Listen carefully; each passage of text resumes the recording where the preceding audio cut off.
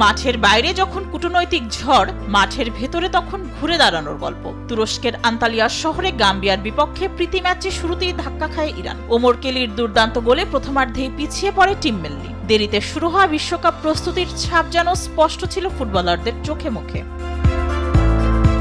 কিন্তু বিরতির পরই বদলে যায় পার্সিয়ান চিতারা। দ্বিতীয়ার্ধে শুরু হয় ইরানের আক্রমণ ভাগেরই রাজত্ব। প্রথমে আরিয়া ইউসেফির দুর্দান্ত গোলের সমতায় ফেরে দল। এরপর রামিন রেজেয়ান এবং তারকা স্ট্রাইকার মেহেদি তারেমির ব্যাক টু ব্যাক গোলে ৩-১ গোলের দুর্দান্ত জয় নিয়ে মাঠ ছাড়ে ইরান। মাঠের এই জয় যেন মাঠের বাইরের সব অনিশ্চয়তাকে বুড়ো আঙ্গুল দেখানোর এক মোক্ষম জবাব।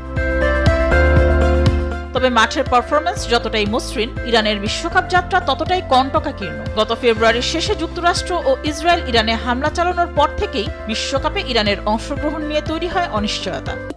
বাইরে চকোলেটে ডুবিয়ে ভীষণ মজা, চকোলেট জাদু মাখা স্বাদ। কূটনৈতিক টানাপোড়েনের জেরে যুক্তরাষ্ট্রের অ্যারিজোনায় ক্যাম্প বাতিল করতে বাধ্য হয় দলটি। মেক্সিকোর প্রেসিডেন্ট ক্লোদিয়া শেইনবাউম এবং বিশ্ব ফুটবলের নিয়ন্ত্রক সংস্থা ফিফার সবুজ সংকেত মেলার পর তড়িঘড়ি করে ইরানের মূল বেস ক্যাম্প সরিয়ে নেওয়া হয় মেক্সিকোর তিজুয়ানায়।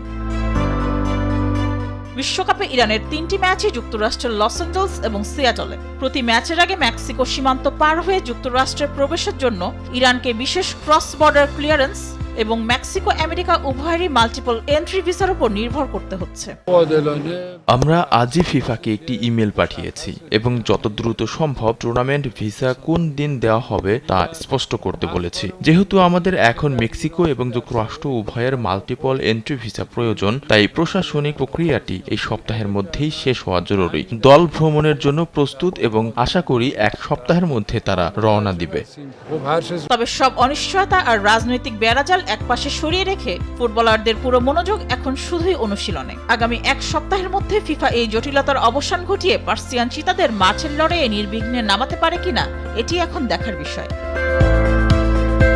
মেহজাবিন হোসেন, স্পোর্টস ডেস্ক, দেশ টিভি।